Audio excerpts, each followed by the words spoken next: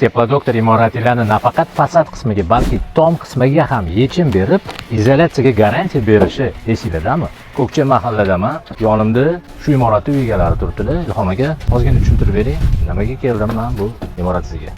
Bu Sanjarboy bilan biz tanishib qoldik. Rahmat shunchalik. Bir ko'p maslahatlarni berdilar. Biza mana 1 oy, 1,5 oydan beri lombos qilaylikmi, penaplex qilaylikmi, penabeton qilaylikmi dedi. Hammasini yechimini chiqara olmasdan yurdi.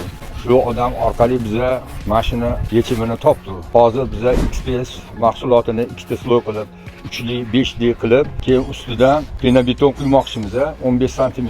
Shu odam bizga hisob kitobini qilib berib, shu issiq sovuqni ushlashini hammasini to'g'irlab yechimini topib berdilar. Nimada qiynaldingiz? Sizda qanaqa takliflar bor edi?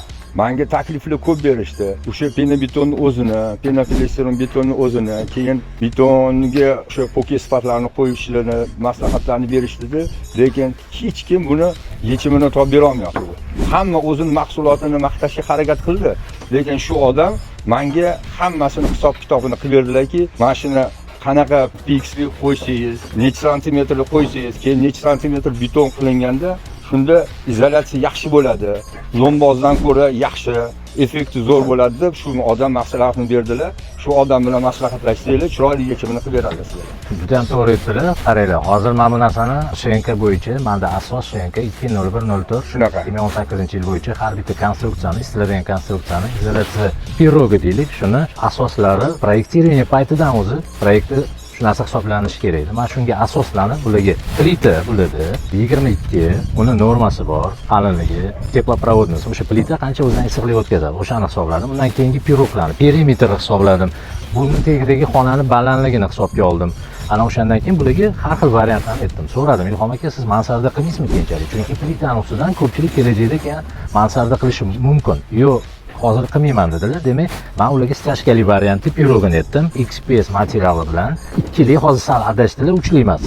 2li bilan 5li, ana undan keyin penapolistirol betonni hisoblab berdim va penabetonni. Siz qaysi birini tanladingiz? Hozir men penabetonni tanladim. Penabetonni tanladilar. Men ularga necha qalinlik qilishlarini aytdim. Hozir mana shu men nazoratga kelib, o'zlari aytdilar, to'g'ri qilishyaptimi yo'qmi deb bitta joylarini hozir to'g'irlatib, hozir mana bolalar qilib berishyapti. Ko'pchiligimizda 2 qavatli imoratlarni tepa qismi 2-etaji yozda qizib ketadi, qishda esa sovuq. Bunga yechim bor. Tomni izolyatsiyasini to'g'ri qilsanglar, chunki tomdan poteriya uy imoratning issiqligi как turba tepaga chiqib ketadi. O'shaning uchun men bu ishga kirishdim, ya'ni bundan buyog'iga bemalol tom izolyatsiyasi bo'yicha aynan penapolistirol beton va penabeton bo'yicha yechim kerak bo'ladigan bo'lsa, bemalol murojaat qilinglar, xizmatga tayyorman. Sog' bo'linglar, kuzatishda davom etinglar.